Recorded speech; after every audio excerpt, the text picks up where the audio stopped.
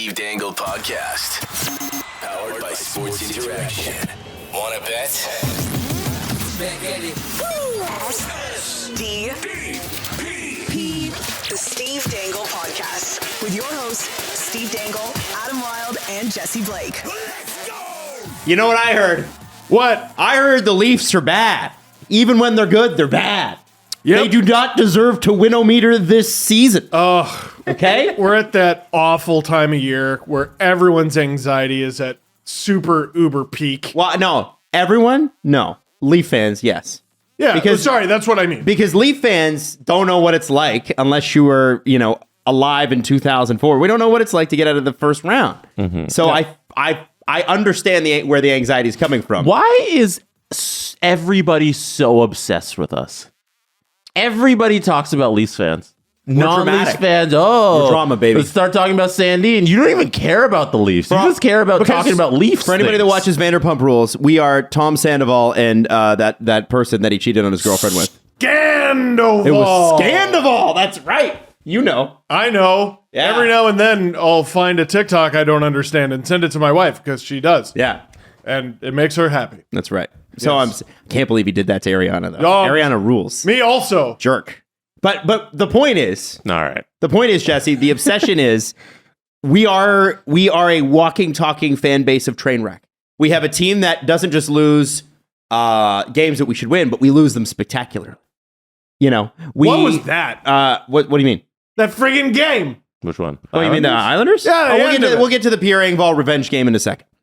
I want to talk first about like the just the idea that the Leafs are extraordinarily good or they're extraordinarily bad. Mm-hmm. Here's the thing. There are people that are now making the argument that the Leafs got worse over the trade deadline. Yeah. And this isn't to single out Dom Decision. Well, no, Dom's not the only one. Scott Wheeler, who's also a friend of the show. Yeah. A lot of the analytics folks. Yeah. I noticed. And they're entitled to that opinion, and they will probably have data to back that up. And I'll be, and I would have Dom on and say this, or Scott on and say this. I'll text Scott after the show if you want me to. I think they're absolutely wrong. I would say it lacks context, and you're wrong. Yeah, and that's okay. But I think the whole idea that the Leafs, I think people are forgetting the Leafs won 2 games this weekend. Yeah, and they beat up on the Carolina Hurricanes, who are ahead of them in the standings. One of the 4 teams that are ahead of them. So doesn't matter. So listen, What when you have you lose done for 7, me lately? Listen, losing to the Islanders, it's like I told you. When you lose as a Leaf fan, you lose spectacularly.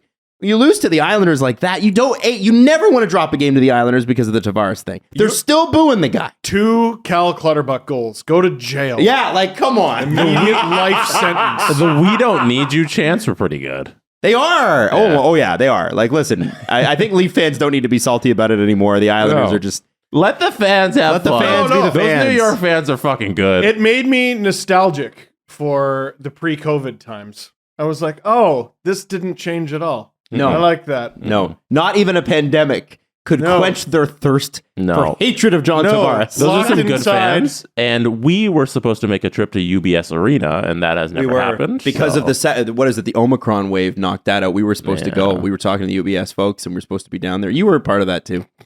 Yeah. Also, I think your streams on Saturday night have kind of hurt our availabilities, right? It's hard to get down there. Yeah. Well, every Saturday night you're working.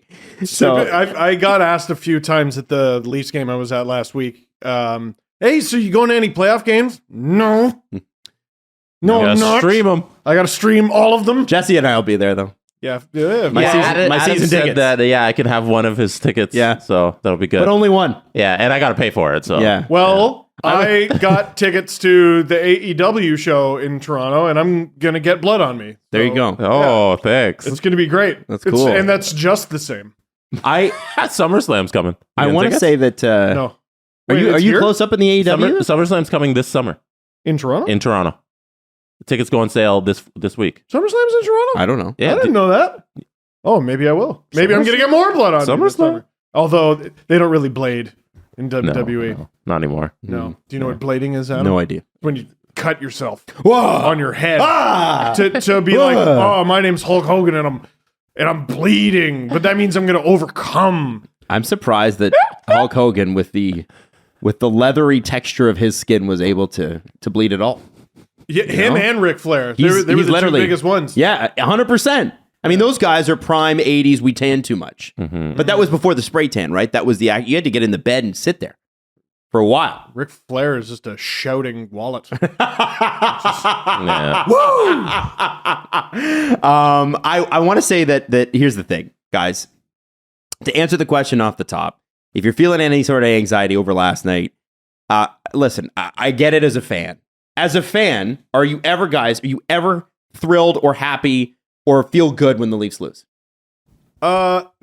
Extremely rare. Okay. It's got to be the exact right circumstances. Right. And so do you feel good when the Leafs win? Regardless of how they won. Almost always. Yeah. So sometimes you win games you shouldn't. Mm-hmm. Sometimes you lose games you shouldn't. And sometimes it's just before the playoffs. There's a few key players out injured, including the belle of the ball of the trade deadline that you made. And you're putting lines in a blender going, who's going to make it? Yeah. And sometimes that guy you got at the trade deadline is out for a month with a broken finger. Yeah. Yeah, I think. Listen, Feels like that's relevant. I'm not here to. Feels like that should be part of the conversation. After the Islanders game, I felt like shit. I don't like when the Leafs lose. But what I didn't do was allow the feeling of my favorite team just lost permeate into, well, they must suck then.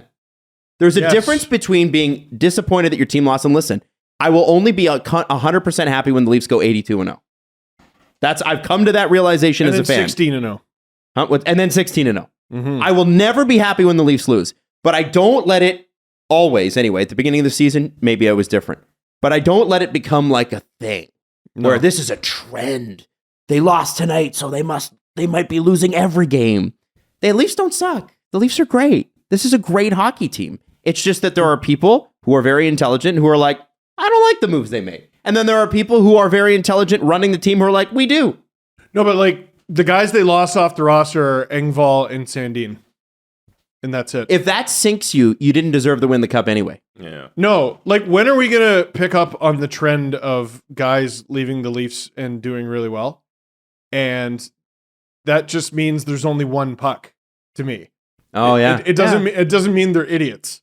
You know, Malgin, all right, maybe we can have that conversation. But like, no, even Malgin. Like Joey Anderson is lighting it up in Chicago. Yeah. Dennis Malgin tonight is going to play on a first line with Nathan McKinnon and Rantanen. Like, he's in a different position than what he was on the Leafs. He's playing fourth line minutes next to fucking you guys, it's not the same scenario. He's playing with Nathan fucking McKinnon. Yeah. I'm waiting to find out if Cale Makar is healthy or not, because if he's not, I'm actually going to pick up Malgin. No, yeah, Malgin's a good pickup. Evan Rodriguez got a concussion, so yeah, there's the spot open on the top line. That's where Malgin's going to play. Lekkonen's out. Yeah. So, but also a factor there, the Avs have 3 more games this week, and it's Wednesday, Friday, Sunday. Yeah. Which means he'll get into a roster slot. It's fantasy hockey playoffs right now. So get Avalanche. Yeah, you want to pick Avalanche. up you want Arizona Coyote, because they have the same. They played yesterday, so they were Tuesday, Wednesday, Friday, Sunday. Get that 4 games. They're going up against the Avs. Yeah, but home and home. No, but like if you want a player off of either roster, you'll get the extra game either way. No. So you have a. Should I get Karel Vejmelka back? Is that what you're telling me? No, you don't want that. You want like Jack McBain or something. Ooh. I already got JT Compher off the Avs. Tyler Boyd. Good one. Travis Boyd? You mean Travis Boyd? Travis Boyd. I was like, Travis Boyd? Name, yeah. I was like, damn, I know the Coyotes are struggling, but I don't know who that is. Travis Boyd. There's another pickup. Logan Boyd. O'Connor off the Avs. Yes. We should play a game called Fake Person or Guy Who Scored a Goal for the Coyotes this year. We could play that at the end of the year. I think we could do that. And the Ducks too, honestly. We could honestly do like guys who picked up an NHL win. Dylan Ferguson. Like, I think people are upset about the Dylan Ferguson thing. Why? For people that so the Senators, if you don't know, have been riding the new Hamburglar, Dylan Ferguson, although they I believe lost last night. Doesn't matter. Remember. Anyway, it doesn't really matter. They're not going to make the playoffs. And so people are like, it's a story in Ottawa, and that's great. Here's this guy who was on a PTO all of this year with who? The Marlies. The Marlies. And the Leafs loaned him to is it Belleville Senators? Belleville. I think they traded him there. But it was an AHL trade. Right. So when it was announced that he was going to start for the Sens, I'm like, when did he sign an NHL contract? I don't remember. Right. that. So he played well enough there that they gave him an NHL contract because they needed it, and he's done well. He went there. He had like a hot week and a half in Belleville, and he comes up and stops 47 of 48 for his first NHL win. That's a great story. We're getting far away from Leafs. Oh, we're getting it. Well, no, but what I'm saying, no, but this goes into the Leafs thing because people are talking about, it's asset management. It's poor asset management. Where was he going to play? All right. You have Samsonov, who's had a great year. Oh, You've had Murray, who's been injured, admittedly, but then you had a goalie in the Marlies that won 12 games in a row. Was Dylan Ferguson gonna make the jump? No. No. Well, and then let's get to Engvall. We'll tie it back into that game. I had an Islanders fan send me a question for the LFR that I didn't end up answering because I didn't end up doing questions for the LFR, and I deleted it, and I can't find it. But it was basically, do you expect Pierre Engvall to keep this up? And I was going to say no. And it wasn't a goal-scoring thing, because Engvall was sort of hot and cold. His cold streaks were really cold. His hot streaks were surprisingly hot. But we saw him throw a couple hits in that game, and they weren't even really vicious hits. And no, he's not going to keep that up. He was drafted in 2014. He's been playing for the organization in North America since 2018. And no, the enormous sample size says no. And it's not like the Leafs were like, Pierre, don't hit. They would have killed for him to hit. He'd still be a Leaf if he was hitting. But instead, a dude 7 inches shorter than him, legit, in Sam Lafferty, is standing in front yesterday, and the puck goes off him. It could have gone off of Engvall any given night, and it went in the back of the net. So there's Engvall. The other one, and this one pisses me off, and a lot of you need to ask yourself if you did this, because a lot of you did, Rasmus Sandin. When he was hot as a pistol in his first few games as a Cap, you couldn't shut up. And I get it. I totally get it. And then what happened?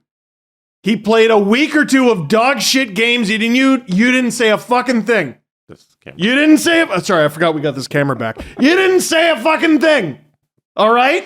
And this isn't a pro or against Rasmus Sandin thing, but he was hot as a pistol, and then he had a few dog shit games -3 or -4, something like that. I don't remember hearing anything. So we're only going to talk about the good things he does and none of the bad. It's a Leaf fan thing. I remember back in the day, the Leafs traded for a restricted free agent who wouldn't re-sign in Boston, and his name was Nick Ritchie? No, a restricted free agent. Andre Kasha? Who wouldn't re-sign in Boston? Restricted free agent. The Leafs traded for him. Who? Well, it wasn't. I thought you were going to say Phil Kessel. It wasn't. It was Dmitry Kristich. Now, Dmitry Kristich was coming off a 25-30 goal season. No reason to think he'd be any different, and he was going to add to the second or third line for the Leafs. He ended up being complete dog shit. Didn't work out here, and then went to, I think he was traded to Washington, and he scored in his first game in Washington. And I remember the SportsCenter anchor. It might have been Jay Onright, but I don't think so. A long time ago, and he and his partner at the time, and I definitely don't think it was Dan O'Toole. But they said, well, I'm kind of rooting for him. I'd like to see him, go back and show the Leafs what for. And then, of course, he fell off the map and he stunk. But Leaf fans have always had a fixation with how's the former Leaf doing? See, I remember elsewhere, which is sort of why we make a joke about it on Sports Interaction, right? When we do our famous friend, our former friends bets, and it hits all the time. But also, I look back on Dmitry Kristich as a Leaf fondly, because he was on my NHL 99 team and he was very good. Right, exactly. Right. The thing with Sandin is he's playing in a completely different role in Washington. His game high in terms of time on ice in Toronto was about 23-15. If I remember correctly. It was very rare that he would get to that high. Was the max he ever played. That was the highest he played on. If currently for the Washington Capitals, since he's been there, he's crossed that mark 7 times. He's playing about 25 minutes a night. It's a completely different role. 12 points in 9 games. -5. Okay. So, no, but he's getting a lot of power play time. That's why the -5. No, but what I'm saying is, I have not found out anything about Rasmus Sandin from his time in Washington that I didn't already know.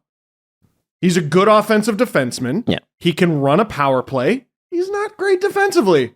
Also, like, he didn't have a role in Toronto. Yeah. They tried. That was what he was frustrated about.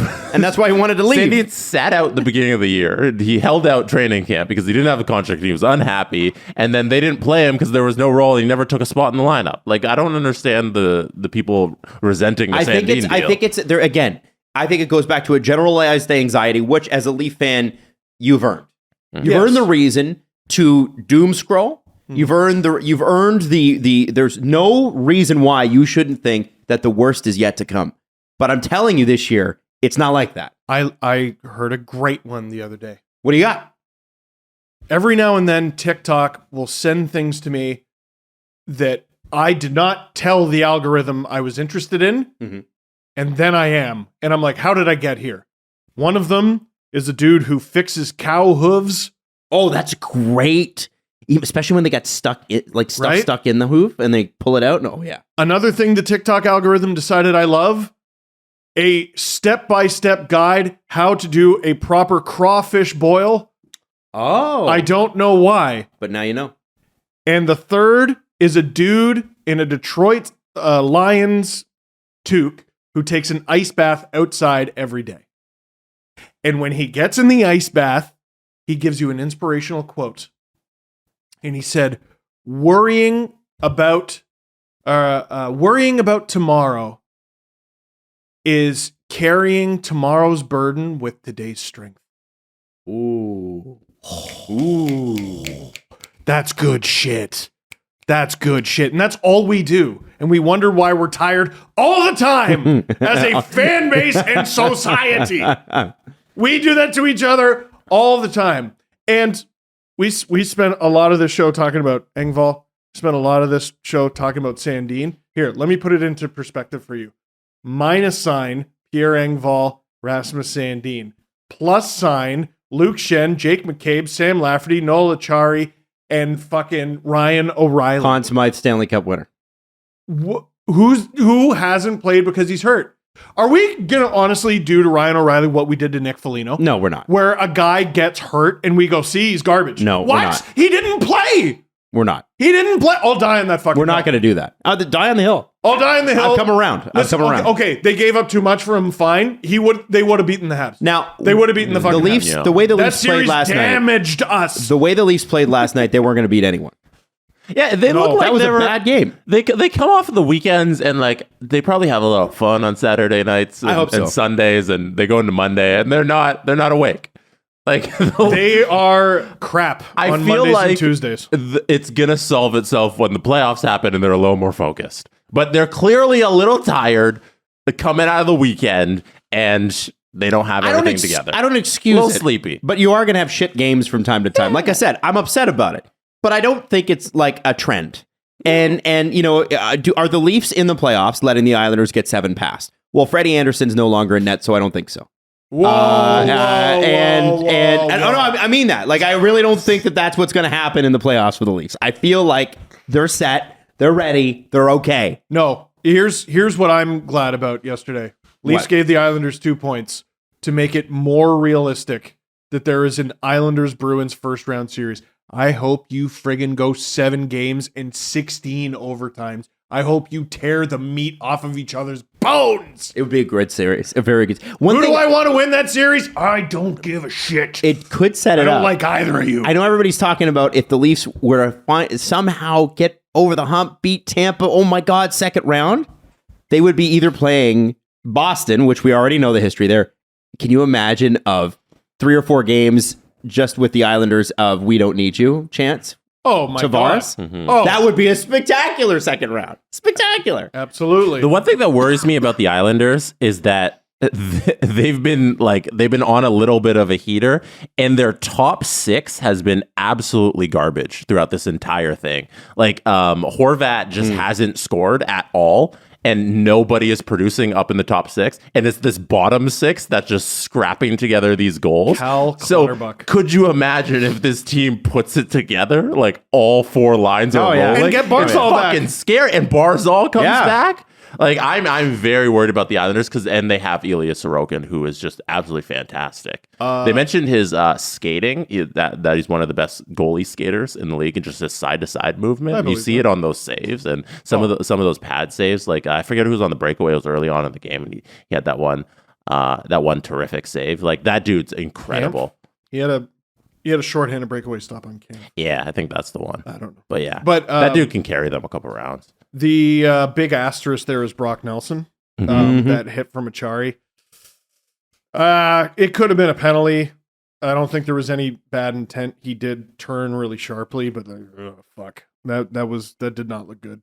How do we feel about Cal Clutterbuck scoring 2 goals against the Leafs, though? The one thing that stings, it's like, Cal Clutterbuck? That's how they've been doing it. I know, but Cal Clutterbuck. He hasn't scored since January. That's all right. Which means the Leafs are going to get him any day now.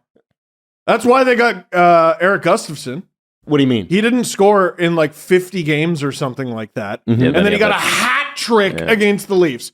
You look at it, it's just a straight line machine gun of zeros followed by 3 against the Leafs, because why wouldn't it be? Of course, why wouldn't it be? It does seem to happen.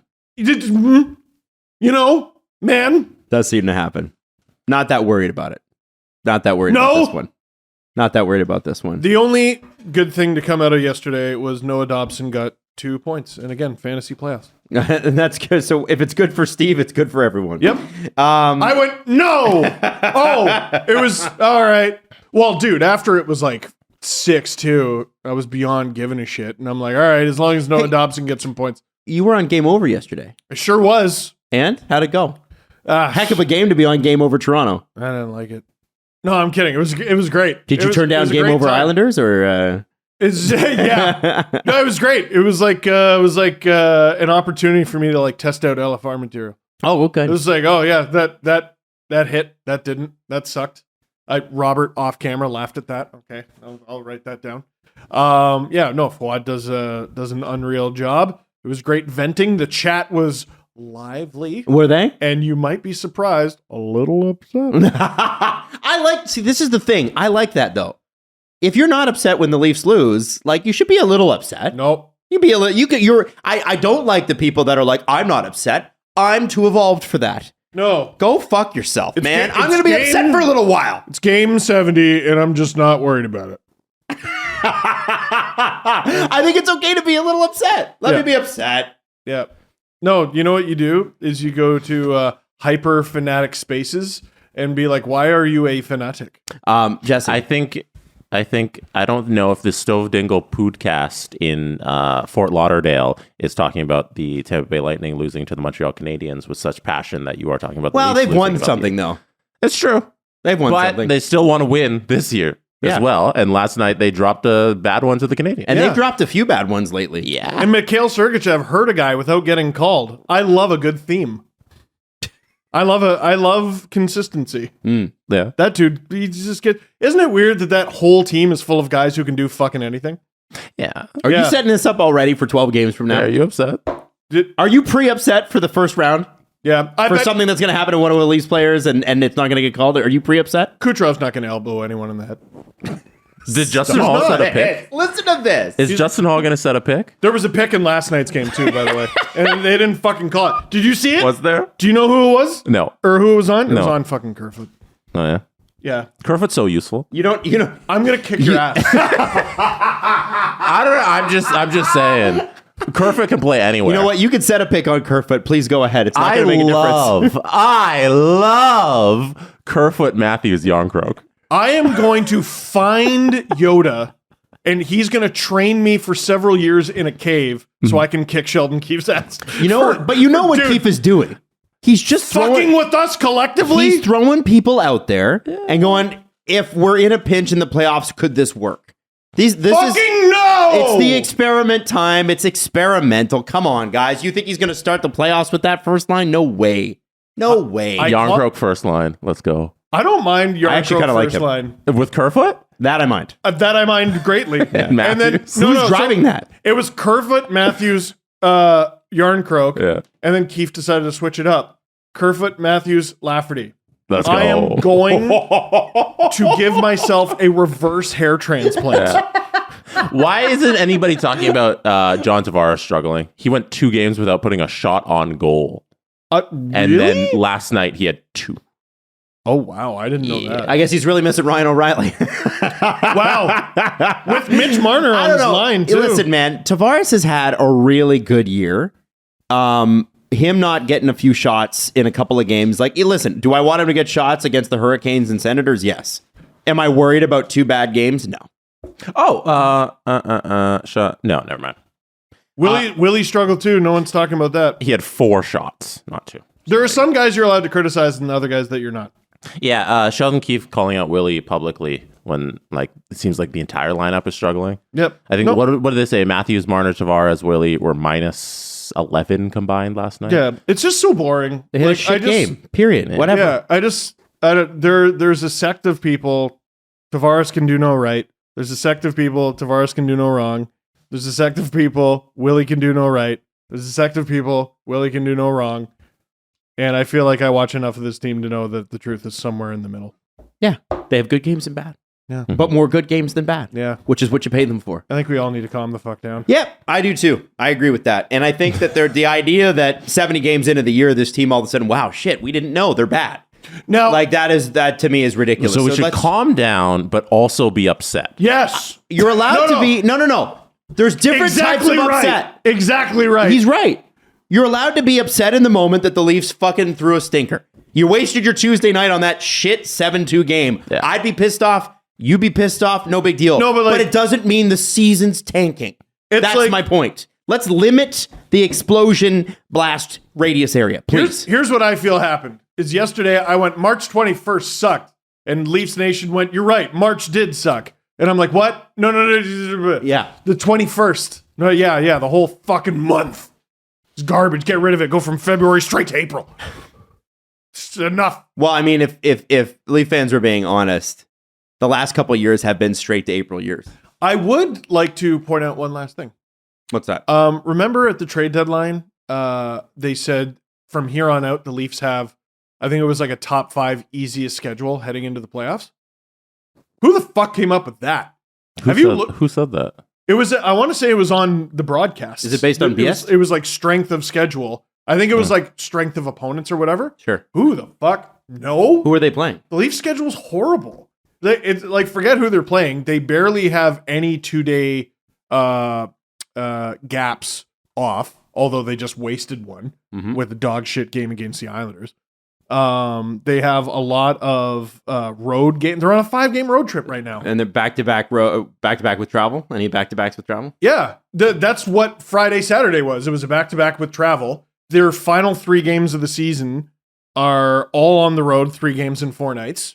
This schedule is it's brutal. Their schedule sucks ass. Who are they playing? Let's go through it. I don't know where you heard that from. I 100% saw it. I'll start from Carolina to Ottawa, back-to-back, Friday, Saturday. Then you get to the Islanders, Panthers, dogfight, Hurricanes, Elite, Preds. dogfight. Hurricanes and Preds over the weekend, or Saturday, Sunday, back-to-back. Islanders to Florida is 1 day in between. Then you got to travel back home. You get 2 days in between. You're facing the Panthers again on Wednesday. Then you get to Saturday in April where you face Ottawa and Detroit back-to-back with travel. And then you get Columbus, Boston, Montreal, day off, day on. And Florida, Tampa, back-to-back, and then New York to end the season. They end with 4 games in 6 nights. Holy crap, this is intense. Yeah, no, 100% around the trade deadline, it was like Tampa has had one of the easiest schedules. The Leafs have had one of the hardest. And then it's going to flip-flop. Tampa's going to have one of the hardest ones, and the Leafs are going to have an easy one. I'm not making this about Tampa. I'm just telling you what I remember hearing. No, their schedule sucks. In April, it fucking stinks. In April, the Leafs play 8 games in 13 days. Heading into the playoff. I hope you're all ready to watch the worst hockey of your lives. By the way, in the first half of April. 0 2 days off. Oh shit, you're in right. the entire going into the playoffs, plus one back-to-back. They are playing nobody. I really hope they don't start the playoffs until the 19th. So here's part of the reason why you can get really upset about a shitty performance against the Islanders like they had yesterday. You need to lock down home ice. You don't want to have to be trying 1,000,000% in those games. Tampa's going to give that to them. I really fucking hope so. Tampa's I really hope so. Well, they play Columbus at home in April. There's a loss. Yeah, 5-4-1, 5-4-1 Leafs and Tampa both in their last 10. And by the way, a reverse shout out to the Capitals for allowing 7 fucking goals to Columbus. I picked up Charlie Lindgren yesterday. I was very upset. But again, we need to know. Yeah, no, it's great. You did. Yeah. All right. The Leafs have a 3-point lead on the Tampa Bay Lightning for that second place in the Atlantic Division, but Tampa has played 2 more games, so that 3-point, if they can just pick up 2 more points in those 2 extra games, Leafs can be sitting pretty with 10 games to go. Perfect. Pittsburgh, 4 straight losses. Let's not worry. Attaboy. So, okay, wrap in the there. segment. How do you feel about the Leafs? Everybody. How do we feel? Same as I always have. Good, but with a feeling like I'm not answering any more questions. What do you mean? It's the same as I always have. How do you feel? That's the same as I've always. I don't know. I don't understand. Can you just answer the question? Fuck, man. Like, they're fine. Okay, They're fine. Jesse, how do you feel about the Leafs? Yeah, I think they'll probably win around this year. I feel like the Leafs are a top 5 team in the NHL. Yeah. They're a good team capable of greatness. I wish they would embrace it. Wow. Let's talk to Dave. They are barely a top 5 team. The New York Rangers. They're a top 5 team. New York Rangers. No. Fuck 'em. fuck Fuck off. New Let's York bring Dave Rangers on. might- New York Rangers No. sitting pretty in 6. To quote New Yorkers, fuck off. All right? Back off. You can bet that with David Bastel. Brought to you by Sports Interaction. Get in the action and make a play. 19 plus. Please play responsibly. All right, we now go live to Office Dave. Hello, Office Dave. Hey, good to see you guys. What's going on? Well, we could just see your head sort of floating in a white background and a pink Yeah. shirt. So just your head. Hey, is- I'm glad you noticed it was pink because it looks like it's white on white, and I'm like, oh, I wore the wrong clothes today. You know? We need the floating head. We need the Steve Dangle Sports Interaction logo where he's like, ah. You know, that's Yes. what we need behind you. We need Steve constantly screaming in your ear, right? I'll see what I can do. Okay. You know? Now, Oh, okay. Good. as requested, because Jesse requested this on Monday. I think it was Jesse. No, Steve came up with the idea. Okay. Yeah. The prop is what, Dave? Under the Dangle's doozy section. Yeah. So as we discussed on Monday, Matthews and Nylander are kind of neck and neck as far as goal scoring is concerned. Nylander has 35 goals. Matthews has 32.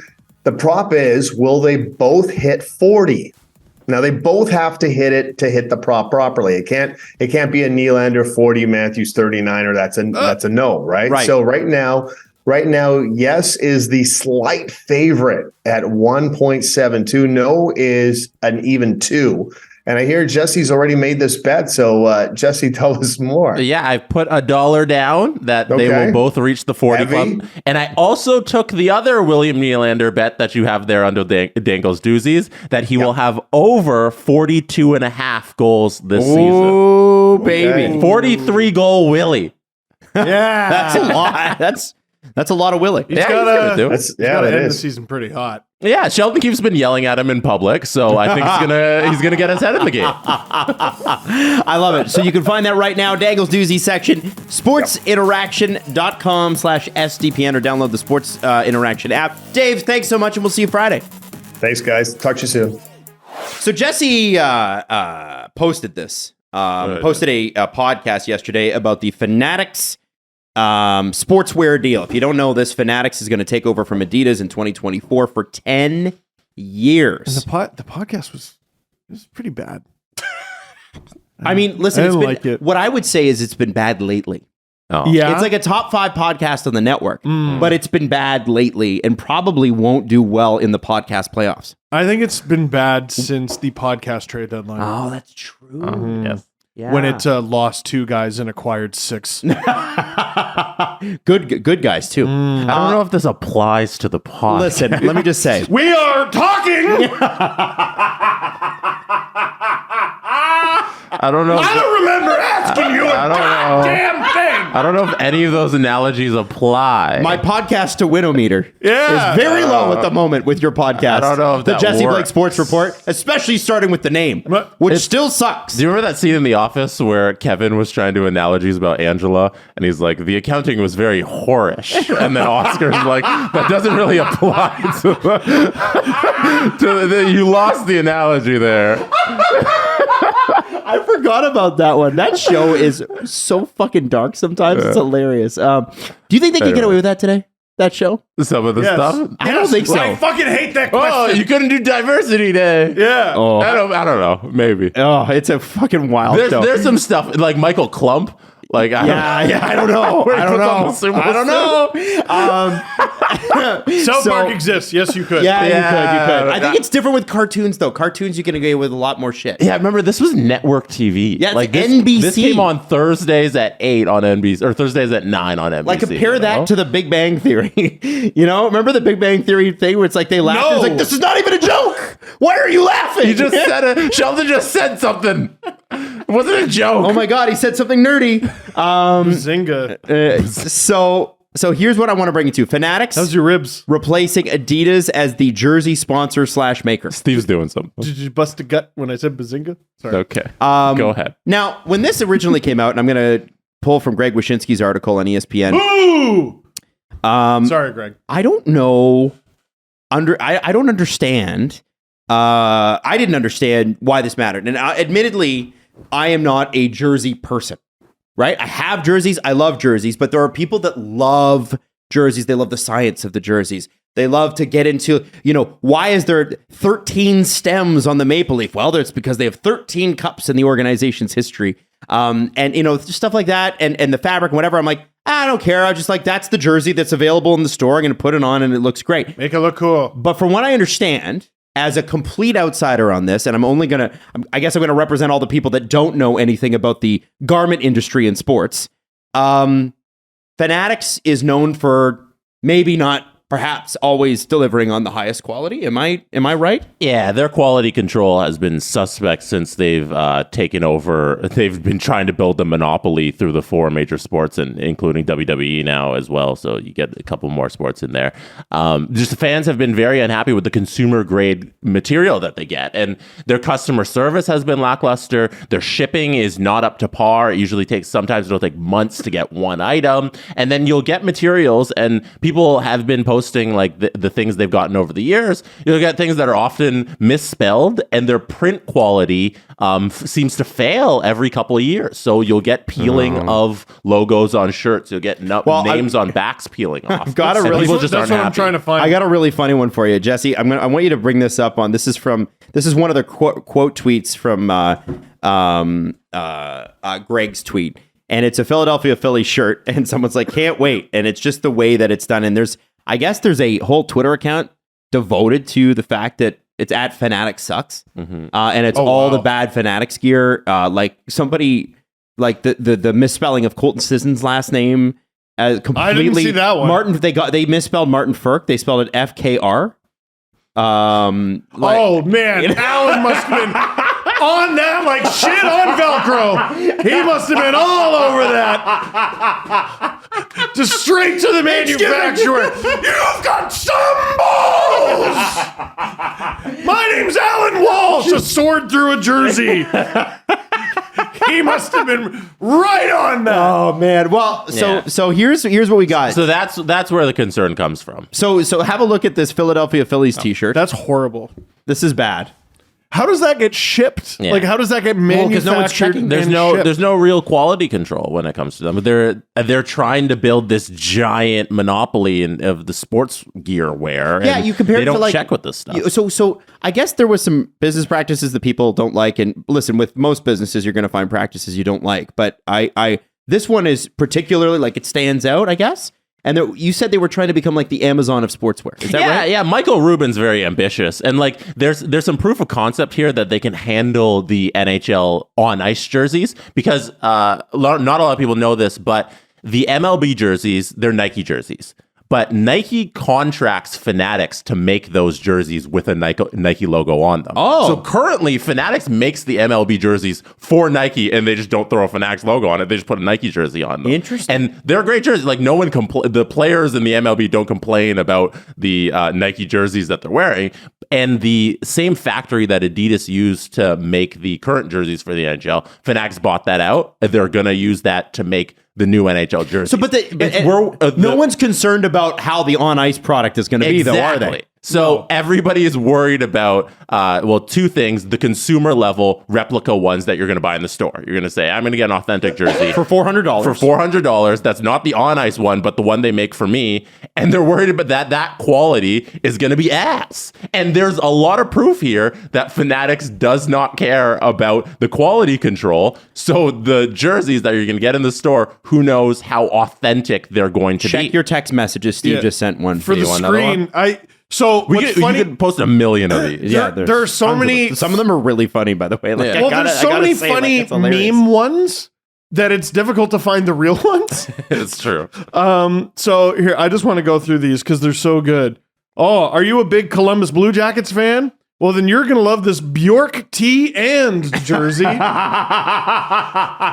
because the S and the R fell off. Yeah, for everybody listening, the letters peeled off on the S and the R in Borkstrand. Hey, are you a hockey fan from the Midwest? Well, consider cheering for the St. Louis Blues. The I is missing in St. Louis.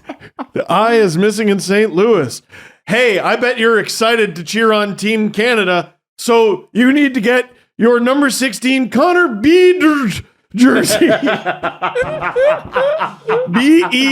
B-E-A-D-R-D. Connor Bedard. Yo, Never had a burger. I want to buy this jersey. Who are you? And this one is fucking crazy. How does this get So what is it? manufactured? It's a Winnipeg Jets hat. The logo is completely upside down. Oh, Yeah. That's disrespectful. It is 180 degrees upside down. And dude, like there's so many bad. So Fanatics has been doing this with the NHL on the fan level. So they make everything that's not the authentic or the replica jerseys. They make they call it a breakaway jersey. So there's a level of Fanatics jersey that they make, but the two higher above that, the ones you get in the stores, those were still made by Adidas. But yeah, everything since 2017 has been made by Fanatics for the NHL and this consumer grade stuff, and it's just been awful quality for all of those years. Okay, so that's interesting. So people are concerned. There's two new ones. Okay. There's two new ones. These are actually. I told you could just do this You can just forever. We should do a whole show on this. Why are we not? So it's got two. Coming through. Oh, Did I not? There it is. got it. It's got two of the ones that I just showed you, but two of the more famous ones. Insider J Money, who's a Philadelphia listener of both the CJ Show. He's a hardcore CJ Show listener, and he kind of listens to us, I guess. The first one and the last one. Oh, these are good. So, you know what? Now I'm going to finally remember Minnesota Wild captain Jared Spurgeon. But the best part about that picture is Spurgeon signed it Spurgeon. Yeah. What a guy. Oh, no. It's He signed. That's incredible. You can just quote Spurgeon. Dude, That's a very rare font. You could sell that for a lot of money. You I have a bet. one of one. Yes. You have and it's now like infamous. And then can we go to the last one? This one actually took me a second to figure out what was wrong. Adam, can you spot immediately what is wrong? Yes, immediately. It says Hughes, which is correct. It says 86 on the back, which is correct. It says 13 on both shoulders, which is wrong. Like that, again, like I know quality control and how does that get shipped and everything? How does that get made? Mm-hmm. How does that get made? Also, are you saying Hughes is the best player ever? Because 13 plus 86 adds up to 99. Whoa. There's a strategy there with Fanatics in terms of volume. It's in terms of signing all of these contracts with all of these leagues to become the place for where people go to get fan branded content. And gear, and it's not in terms of quality. You know, they want to just churn out all of this fan gear, and they're not really taking care of the quality part of the side. So now, And it's a 10-year deal, Gary. Stop signing decade-long deals with everything. Well, you did it with the Rogers deal. You did it with the ESPN deal, 7 years. You do it with the fucking Fanatics deals, 10 years. Fucking stop. Maybe try something out for like 5 years and put a mutual extension on listen, if Gary's so against long-term contracts, guys. why does he keep signing them? Yeah, and also If I'm the NHLPA, I'm going, Gary, you want to limit our contracts to 5 years, but your shitty broadcast contracts are... Oh my God. Although the Rogers deal is a good deal. The Rogers deal is a good deal it for them. is. It is a good Without deal. it, you wouldn't have hat picks or dang it. I know. I'm not saying that. I'm not taking a shot at Sportsnet. It's a Fuck great, are you that's a laughing at? great deal for the I think NHL. It's Gary always been a needs great to- deal. Gary needs to fucking calm down with these decade-long deals. I'm talking about the Outdoor Life Network deal. I'm talking about Yeah? the beginning, the deal before the NBC deal was awful. Versus? You the guys- Versus deal was awful. You know It was what? Long. I'm going to say it.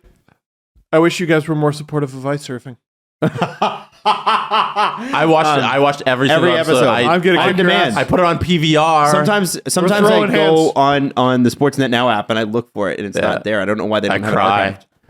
I'm going to grow 2 more hands to throw them with both of you at Where the is same time. Steve and Jason? Where's Steve, Jeff, and Jason York when you need them? Yeah. Yeah. Where are they? Where are they? Where are they? Wherefore Not art being thou? supported by my friends. The other thing that sucks for consumers in all this is we're not going to have fun for a couple of years.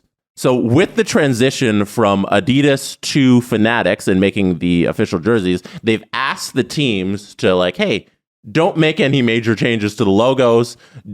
Keep everything kind of chill.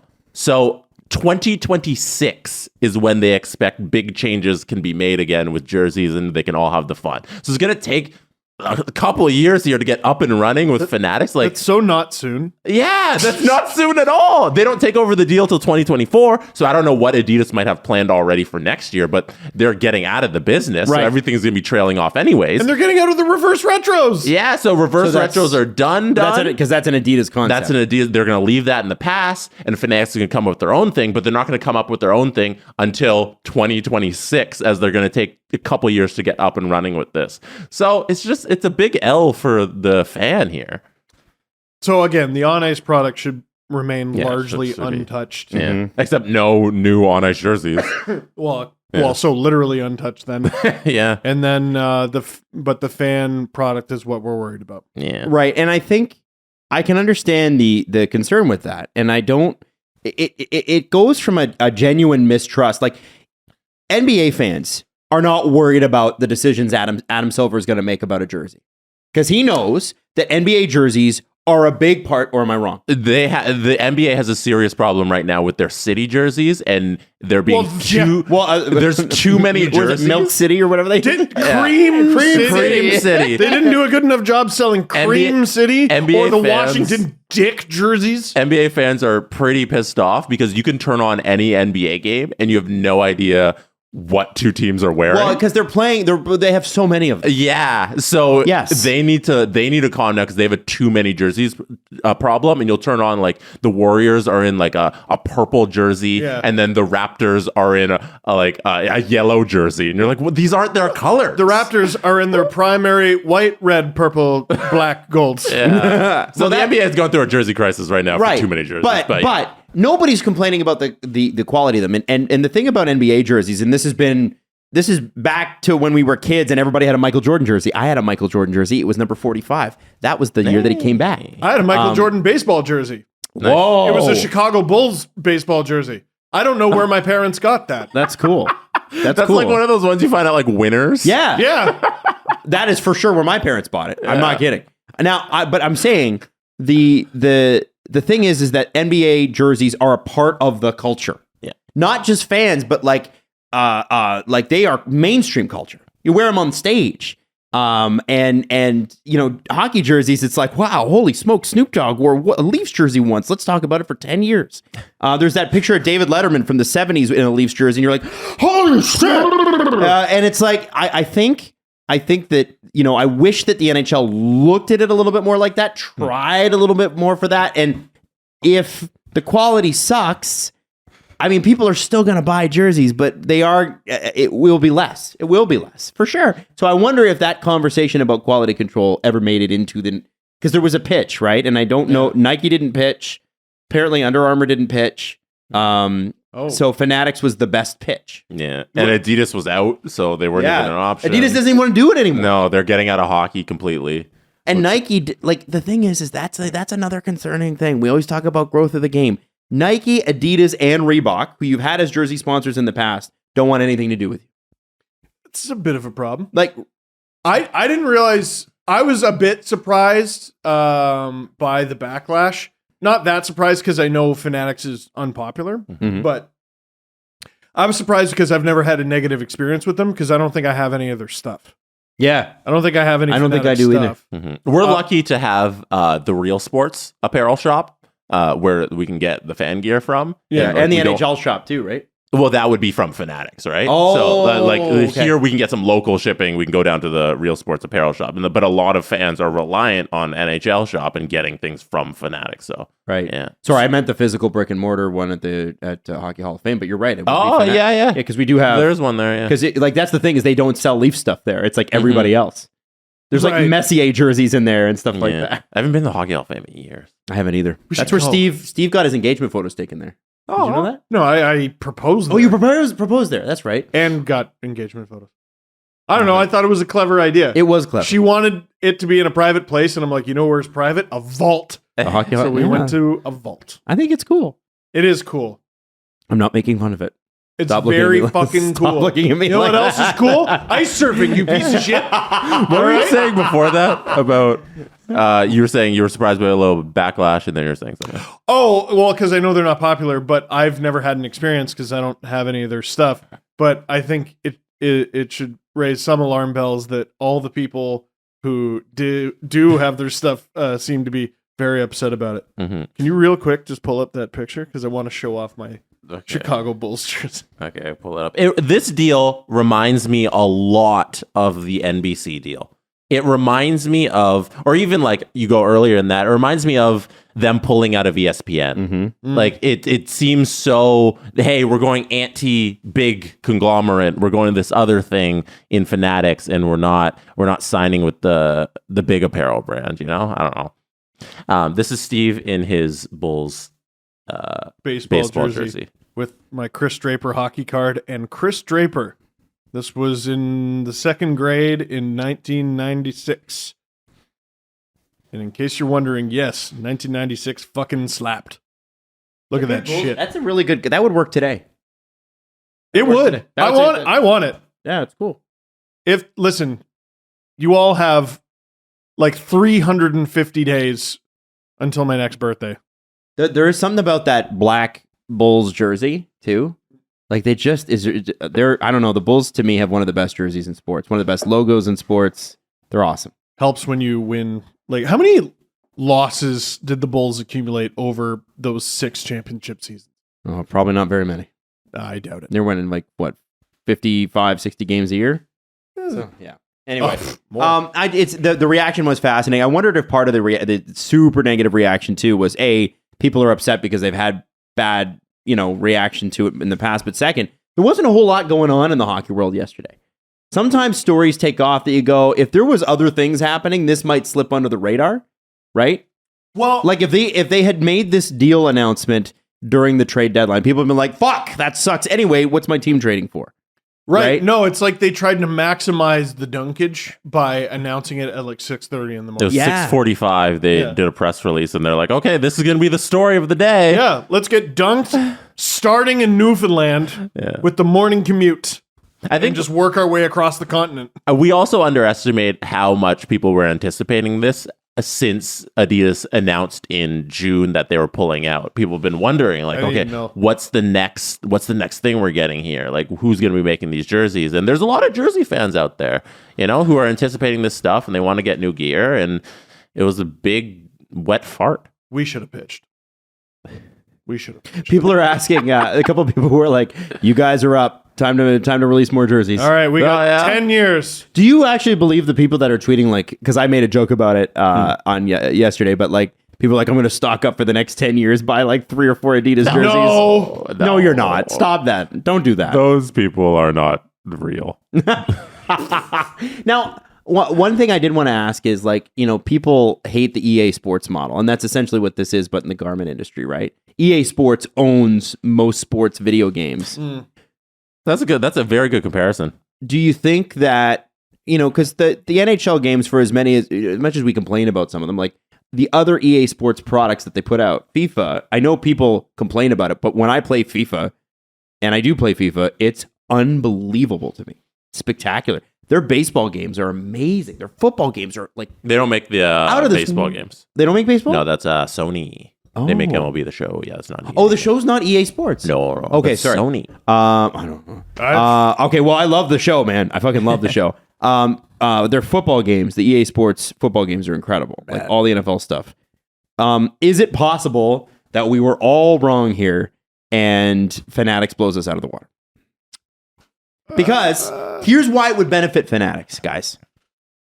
If Fanatics wants to become the brand in sports apparel, if they do a shit job here, what are the chances that the big sports, the ones that are huge, like the NFL, the NBA, and the MLB, despite the fact that they make the jerseys for the MLB and put a Nike logo on it, what are the chances that those organizations look at them and go, yeah, we'll go with you, so we can piss off our fans for 10 more years? I think it's going to be difficult. I think this is a prove-it deal for them. Yeah. And I think it could be good. It's going to be difficult for them to fail, I think, in terms of public perception. You can't do much worse than this. Than what you've already done? Yeah, simply spell names right and put logos on properly. Like, have someone check things, and there you go. Like, everyone's been advertising this or complaining about this like it's doom and gloom and it's going to be the worst thing possible. And I think it'll be a sigh of relief when it's not. I think we're a step on the ladder to them getting the NBA, NFL, and MLB. And I think I do. Yeah. And I think if they want to do that, they have to do a good job. Because I'll guarantee you this, the MLB maybe doesn't care about its fan as much, but the NBA does. And they're not signing with anybody that fucks with their jersey. That's a walking ad for them everywhere all the time. NBA jerseys are never out of style, ever. And I can't see it happening. So I think maybe there's a light at the end of the tunnel. Yeah, I left that kind of as an open question at the end of the show yesterday. It's like, okay, now that we're in this situation, let's hope they turn it around. Because we're here with 10 years Gary signed up for. Yeah. We are here. This is it. Let's hope that Fanatics realizes the situation they're in. They get all this stuff together. They fix it. And we get a good 10 years of jerseys. So it's 10 years that begins in 2026? 2024. 2024. Oh, yeah. Okay. So it goes till 2034. Yeah. Leo will be in high school. Damn. Is he going to get a jersey? We'll see. He's getting a jersey. Will it disintegrate in the wind? Did he do his fucking homework? We'll see. Is it going to say Steve Dangle's getting his kid a freaking jersey? Is it going to say Glein on the back? Yeah. Because they misspell it. Oh, you just triggered something from my childhood big time. Or Stephen Glim. Dangela. Dangile. Dangile. Yeah. I won this thing at like it was like a summer camp games where like all these different summer camps got together and we competed in something and I won. I don't soccer shootout or something. Mm-hmm. And they put you on the podium and they announce you and Stephen Glim, because they combined the two N's into an M. Oh my gosh. Stephen Glim. I won. I was the MVP one year in AA, and Fuck you. Continue. There's a kid in wasn't good at sports. There's a kid I played. Couldn't make AAA, huh? T-ball with. I played AAA next year. There's a kid I played T-ball with. I told you he played that. Who was named Jesse Moore. And then I played like regular baseball once I was like, I don't know, 12 or whatever, and you graduate out of that. And then he played, we're using pitching machine instead of there's an actual pitcher. And he won the MVP in his league. And his name was Jesse Moore, and I was Jesse Blake. And they switched up our MVP trophies. So when I got my trophy, it said Jesse Moore. And then when he got his for his league, it said Jesse Blake. And on the bottom of the trophy, it said made by Fanatics. And my mom scratched out his name on my trophy and wrote in pen, Blake. Amazing. What a mom. I still have it somewhere. Gotta love moms. All right.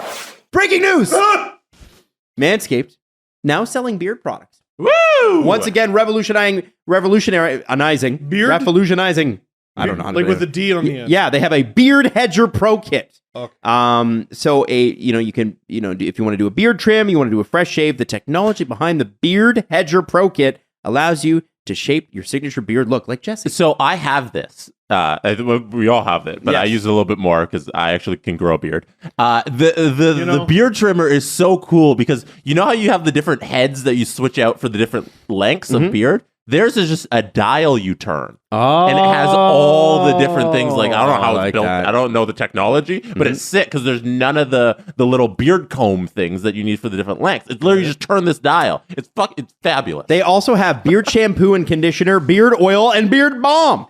So you can style yours. Jesse, if you grew your mustache out a little bit, you could curl it on the end. I think you got a little Colonel Sanders action there. I don't know. Are you going to ride a penny farthing to the studio? I don't even know if he knows what that is, but I do. Yeah, the bike. That's right. The giant wheel bike. That's right, a penny farthing. Yeah. Hey, get 20% off and free shipping with the code DANGLE at manscaped.com. That's 20% off and free shipping at manscaped.com. Use the promo code DANGLE. Manscaped Beard Hedger. One stroke, one guard, 20 lengths. I want to switch back to the Leafs for just a second here. The new line rushes are out as of right now. And according to Dave Alter, friend of the show, it's Yarncroke, Matthews, Marner.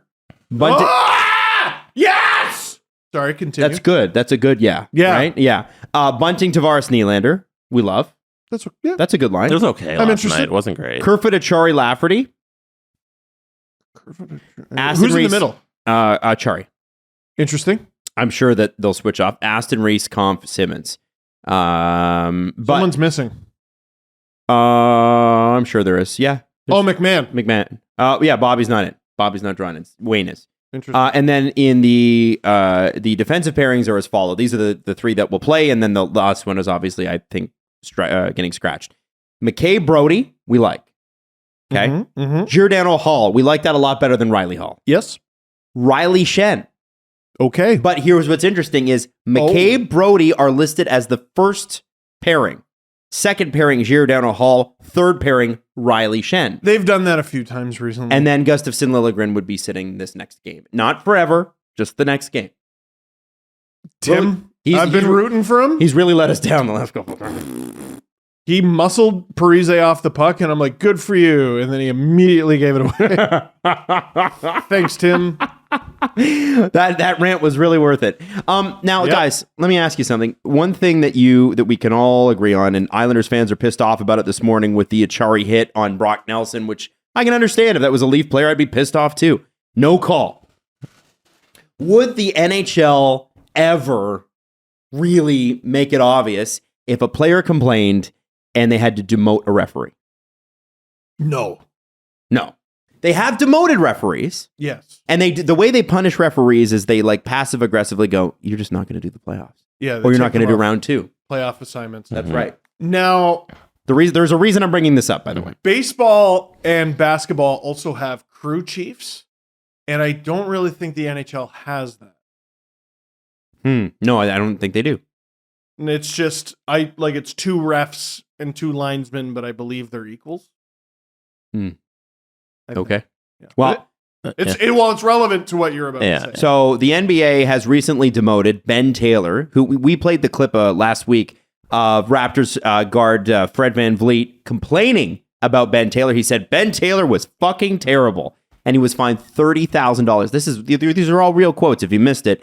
But Ben Taylor, who was fucking terrible, has now been recognized as the league for being fucking terrible and is demoted in his assignments, according to the Fan 590. I went to a Raptors OKC game last week, and Ben Taylor was announced as one of the refs. Oh boy! And he was booed very loudly, and I got to tell you, he was on his best behavior. Interesting. Oh yeah. Well, and listen, we're human beings. It's always possible for things to get personal, or for you to have a bad night, or for you to make a mistake, or whatever. But the biggest part, 4 texts in 6 games. The biggest part of being a ref is trying to avoid that impulse. It's like everybody's capable of lying, but you would hope that a judge tries to stay away from that impulse. You see the you know what I'm saying? You see the Kawhi tech yesterday? No, I didn't. Horrible. Kawhi got a tech? Exactly. Kawhi doesn't talk. Exactly. And he didn't, he barely, I don't even know what he said. I don't know what he could have said other than that was a fucking foul, which it was, by the way. And he got tech. And then a guy, Trent Mann, also on the Clippers, I think said something along the lines of, did you just fucking tech Kawhi Leonard? And he got thrown out of the game for it. Wow. Yeah, so these guys are in a mood lately. Do you have the numbers of his demotion? I don't. Do they exist? It is Taylor has been crew chief in each of his previous 12 games, including the March 8th game of Toronto and the Clippers, where Van Vliet went on that rant. Only twice this season has Taylor been the second referee. Since the rant, he has been the crew chief in just 2 of his last 6 assignments. And this is a guy who's a 10-year NBA referee who is usually the head crew chief. Do you guys see a pattern in the guys who are very long tenured having this problem? Because whenever I think these incidents come up, it's not the referee who's been in the game for like a year or a couple. It's the guys who have been around for like a decade plus who are like, I know these guys and I'm gonna call the game this way and they're not gonna get in my way. And they seem to be the ones who take more liberties with calling the game as it should be called and instead calling it the way that they want to from their personal nature and their game management, whatever they want to do. I think it's human nature. The younger refs probably don't want to make waves. And at the same time, the older refs maybe take it for granted a little bit.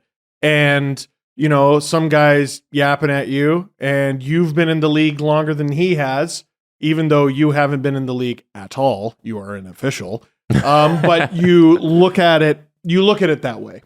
Right? I wonder if maybe they look at it that way. And I'm not, you know, I see a lot of people like, fire him. No. Listen. Fire him. No, nobody's asking for that. But sometimes you get a little talking to and a reprimand at work and you don't like it and you feel bad about it. And then you go right back to the way it was, except you're behaving differently. And I think that's totally fine. I mean, it seemed... Those numbers are pretty bad. Yeah, like the Fred VanVleet numbers with him, you can't tell me that's not personal. Mm-hmm. And this is his little reminder. You can't do that. What are those things, Adam, you would remember? What are those things they put you on when they're trying to fire you, but they need reasons for HR? Performance improvement plan? Yeah, they put you on a performance improvement plan where it's like... You have to meet with your boss every couple of weeks, and like first off, they start you off with like you're meeting with the HR and boss, and then you chat, and then you talk about how they don't like your performance, and they want you to improve, and then you have to like it's almost like trying to get out of detention. Say less, speak vaguely, agree to nothing. Yeah, and then you have to meet every week, and if your performance doesn't improve based on their metrics, then you're gone. But they have to have but that way is so they can't get sued. Exactly. And their metrics are always kind of shifty. You know, they're like, well, this wasn't up to par, even though it's kind of how you... You're like, I didn't even know that was a part of my job. Well, you should have run the fine. If they ask you to sign something on the way out, don't. Yeah. No. Oh, that's always the rule. Yeah. So I think with that, you know, like it's at least there's some accountability there, even if the NBA is not going to come out with it. And with the amount of officiating issues over, you know, I would say the last couple of years, especially in the NHL, since... You know, TV screens got better since replay was far easier to access. The egregiousness of some of the NHL calls, especially from veteran officials that you would expect more from, it's one of those things that I think the NHL is going to try to ignore for a couple more years and then finally are going to have to address. Well, like, I don't think anyone's saying these guys don't have a really difficult job. But yeah, that's always the thing, though. When you say, hey, the ref did this, or wait, that job is fucking hard. Yeah. No one's saying it's not, but they're professionals. Well, worth noting, you know what's difficult? Playing in the NBA. So can you please get out of my way? Yeah. But what the NBA has is the ability to make the official's job a little easier. And you can review stuff now and in important moments of the game. And I was talking to someone recently... Wouldn't it help to have okay, you know how if a goal goes in, but no one catches it? Yep. There's the horn of the hockey gods that goes, meh, and it blows however long later to be like, oh no, we need to review this. We think the puck might have gone in. Mm-hmm. Can we get that with an eye in the sky official. We talked about this. We've done this. Sure They have in the NFL. Like they have a dude that's just like, oh, that was a mistake. That was actually not a fumble. Do it. Nobody has to challenge. And it's just a imaginary referee who just corrects the mistakes that are egregious. And the NHL should have that. Yeah, every league should have that. I don't want it every fucking shift. No, I don't want that to happen. But if you can make the decision within 10, 15 seconds, something like that, whoop. Yeah, no, that's exactly how it should be. Mm-hmm. I don't know why they wouldn't just employ that extra person for every game and just sit up there and fucking, that's obvious. And change it. It's not a slight against officiating. Hey, our job is hard. We know. And that's why we got you some help. And maybe we can take a couple of them off the ice if we had somebody upstairs. I think there's too many skaters on the ice. Get two of those guys out of there. What I would, okay. So one linesman, one official. That's it. Thank you. The NHLPA player poll recently came out. I want to know which official gets in the way the most. That's a good question. There's so many plays in the corner where I'm like, get the fuck out of the. Oh yeah, Wow. There's that infamous Tyler Seguin clip. I want you all to look it up, where he goes. He's right by the mic, and the ref is in his way as he's trying to evade the defender. He goes, "There you are." There you are again. As he turns, and the official's like, "Where do you want me to fucking go?"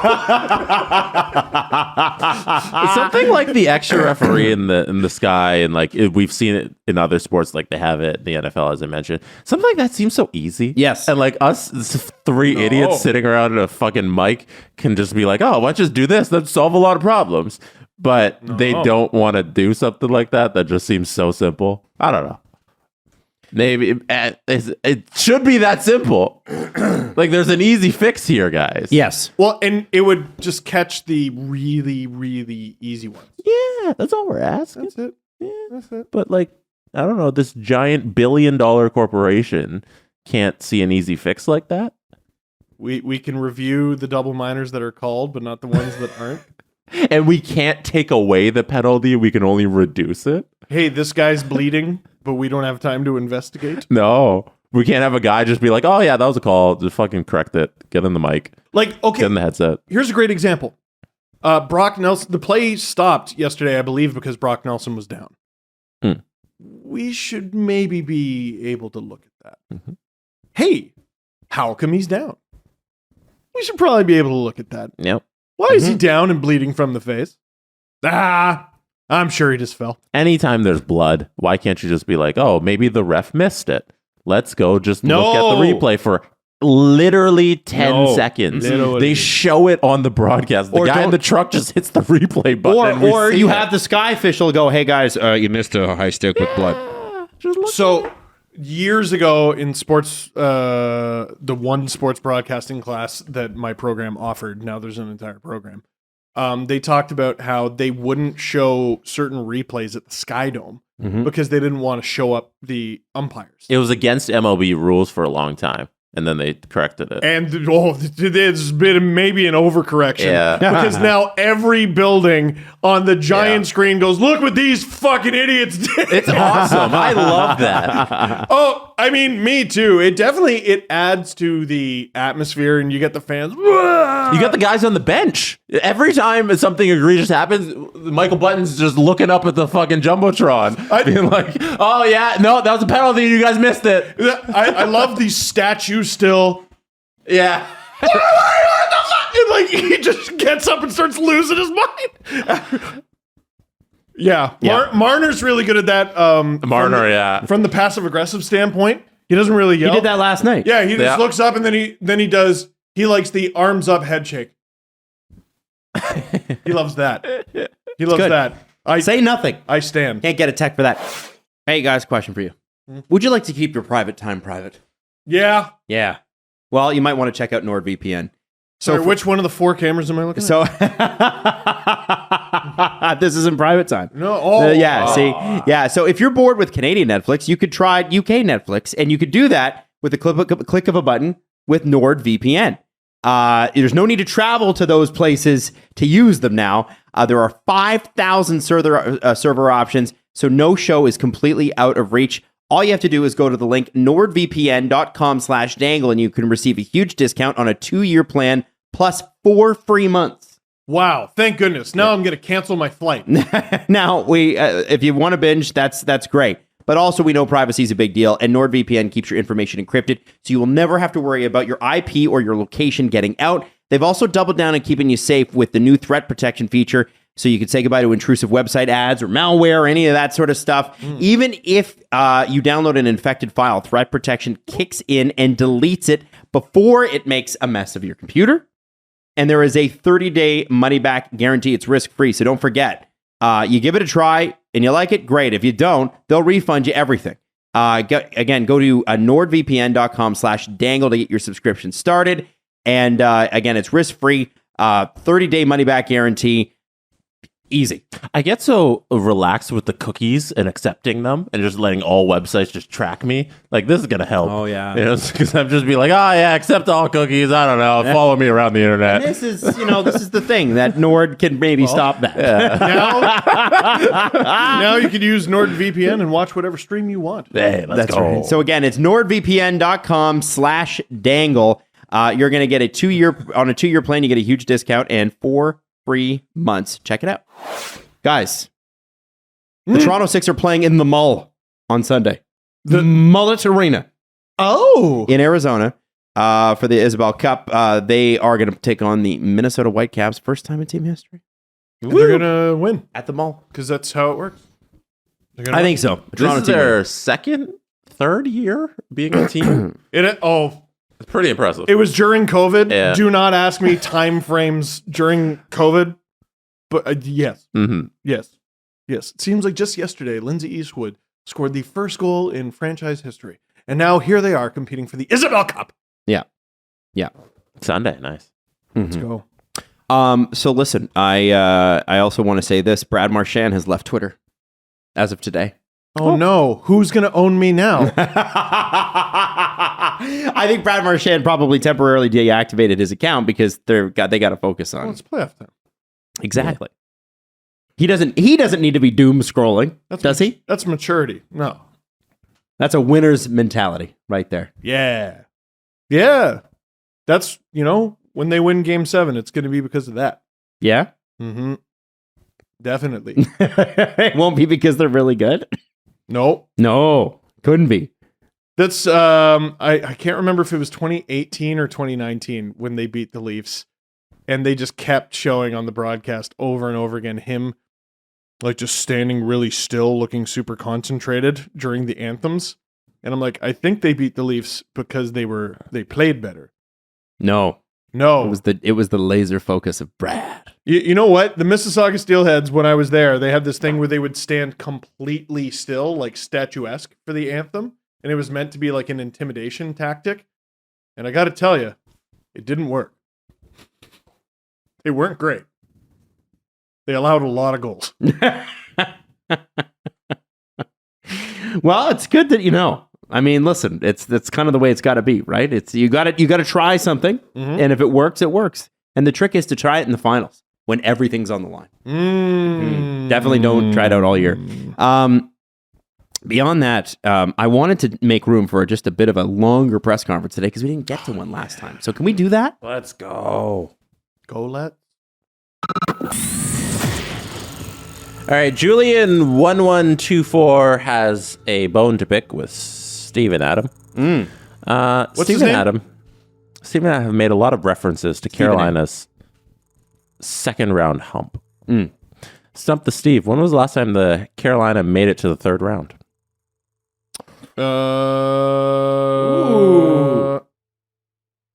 Okay. So they lost in the cup final in 2002. They won the cup in 2006. You can't look it up. I want to say I'm not looking it up. And it's Stump to Steve. I'm not participating. No, I said for Steve and Adam. Oh. Well, I'm also not looking it up. Look, it's Twitter. Was it 2006? No. I'm going to say 20. It's going to be a weird year like 2012. The Coyotes did that too that year, didn't they? Coyotes went with Mike Smith. He was on like a heater. Was it 2012? No, you're incorrect. All right. I have no idea. 2016. 2022. No idea. What is it? Shut up. The answer is, I'm sure they've forgotten this one. There is no hump. 2019, they played the Bruins in the conference final that year. The Blues won. This was very recent. So I have think for sure the forgotten that. second round hump thing about the Carolina Hurricanes isn't really correct because they were in the conference final in 2019. It's still correct because that was 4 years ago. So sorry. Did they? 4 seasons ago. Who did they beat? The Bruins. No, shut up. Like, who did they, like, on the road to get there? To go to the conference final? What do you mean, shut up? I didn't know what you're talking about. Shut up! Shut up! You said, who did they beat? I answered the fucking question. Shut up! Hurricanes Wiki playoffs. Give me 18 seconds. Oh my God, that's so many seconds. I will let you know who they played. So in the 2019 playoffs, they beat the Rangers. No, in the 2019, they beat the Capitals, then the Islanders, then they got swept by the Bruins. They swept the Islanders 4-0. They won in 7 games versus the Caps, and then they got swept by the Bruins. No recollection. There you go. Wow. Sorry to this man. I do not remember. I mean, it's still true though. The quote second round hump has been literally just 2 seasons. Last year and the year before. How many humps does a camel have? Exactly. Rest my case. What about, hey, I was wrong?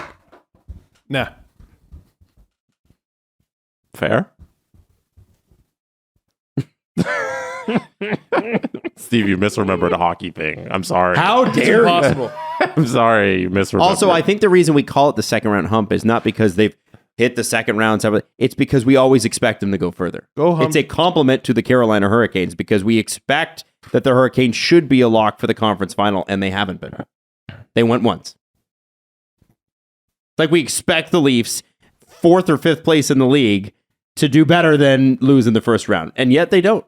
All the little minions in my head are running around frantically trying to find that folder, and it's not there. It's not there. It's not there. And honestly, there's a point I think in 2019 to 2020 where after the Raptors win the championship, Everly was born. I can't remember anything. I don't know anything.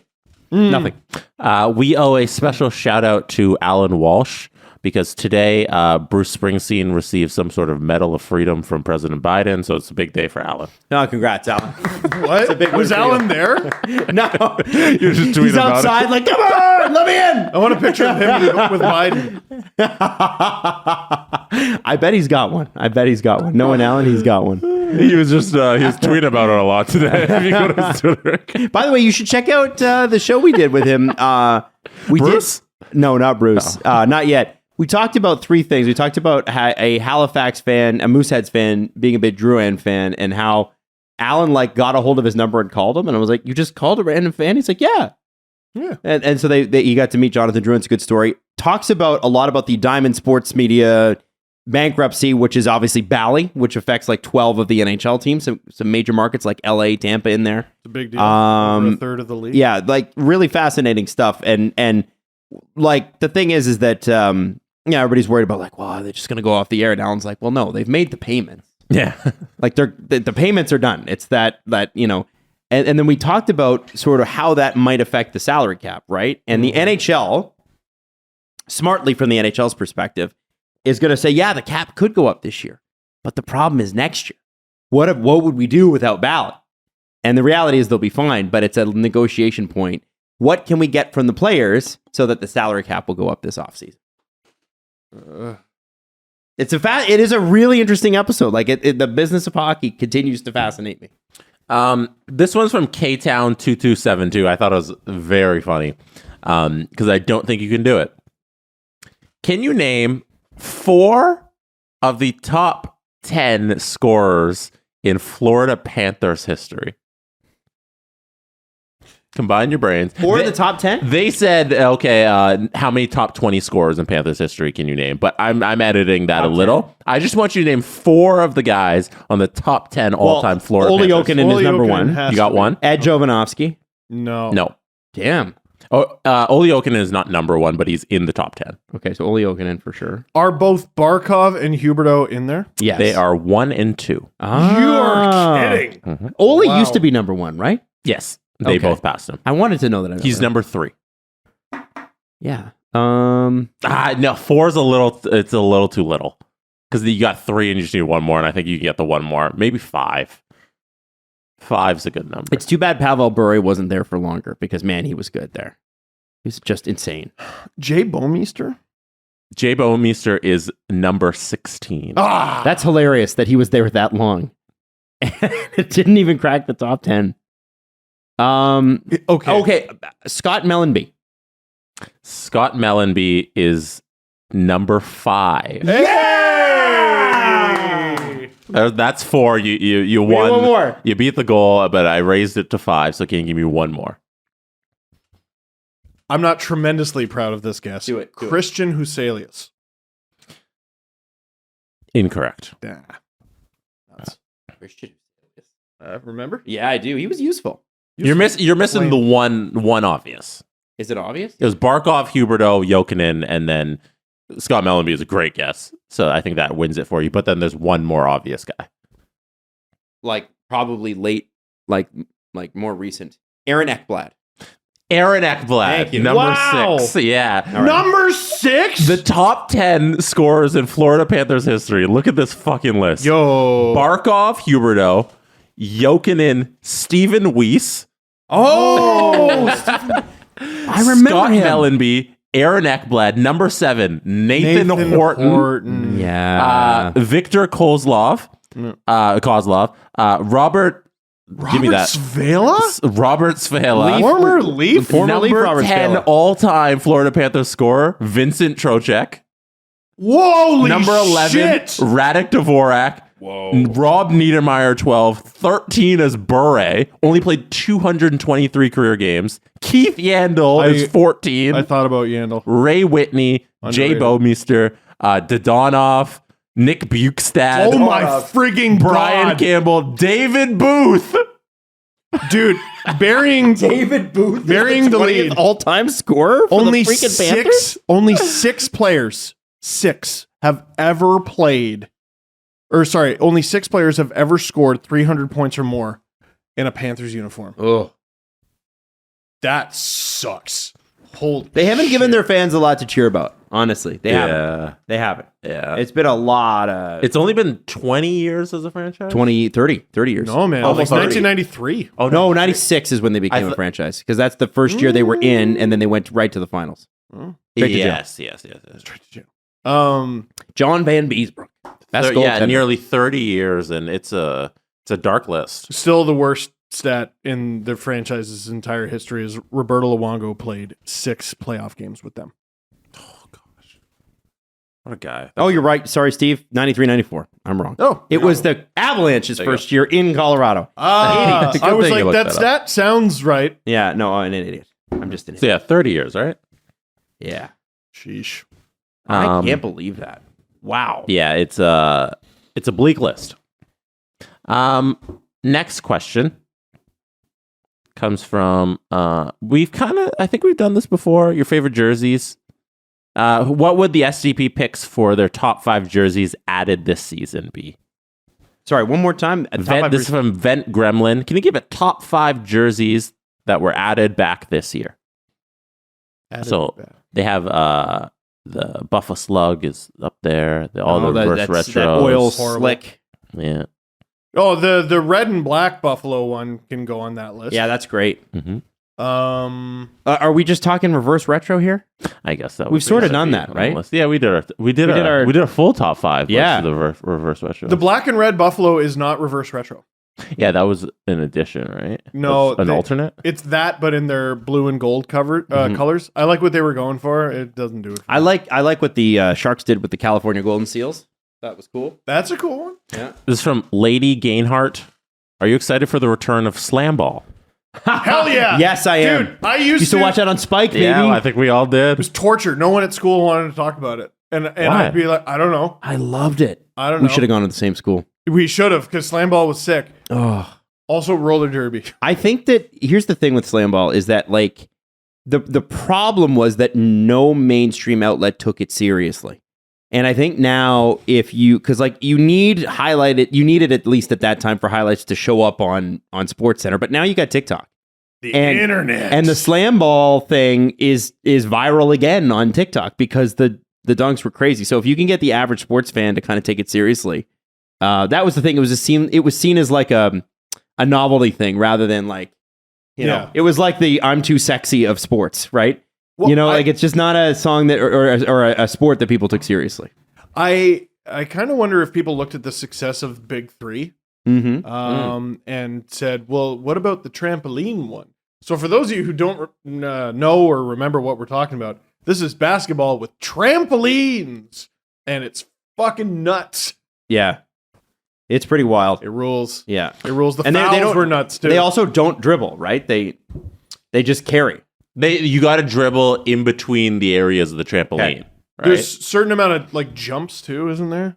Or something like that. Yeah, I think it's like a hop step you can do. You know, like you're not allowed to just stay jumping on the That's same. Traveling, Steve. Obviously. Oh, it's jump. It's they call jumping. that all the time. Ben Taylor new gig challenge. Next thing in the press conference, I wanted to read to you these stats from the Calgary Flame broadcast about the Flame season and get your thoughts on how the Flames' year has gone. Oh, yeah. Games decided by one goal, 41, most in the NHL. Yeah. Losses in one goal games, 26, most in the NHL.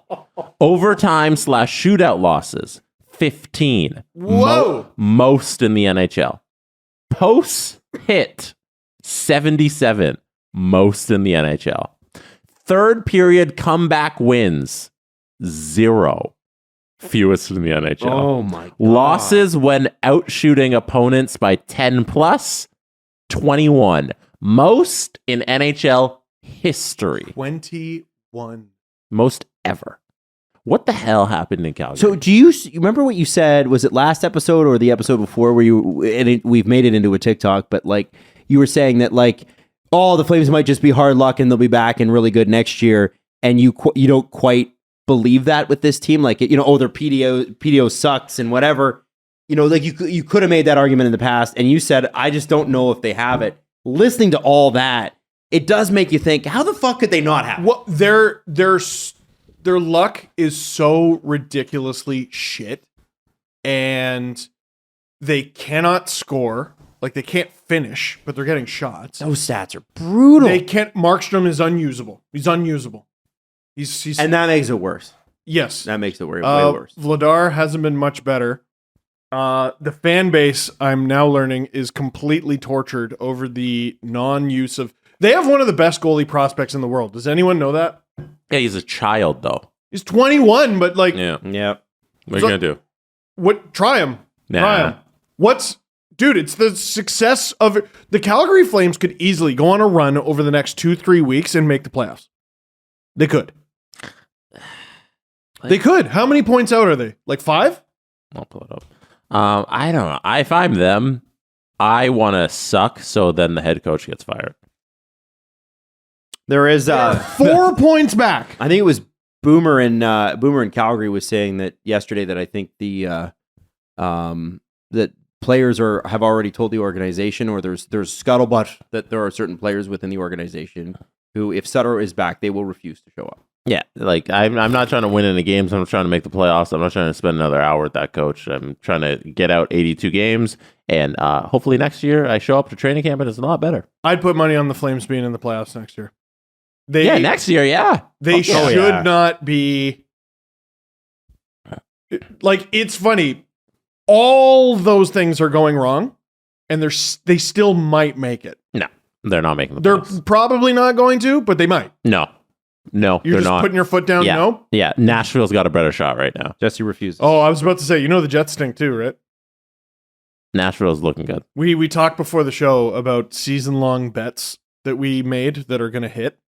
Mine was over under 3.5 Canadian teams making the playoffs. I took the under. So you would be Edmonton, Toronto, and one of Calgary or Winnipeg, but not both.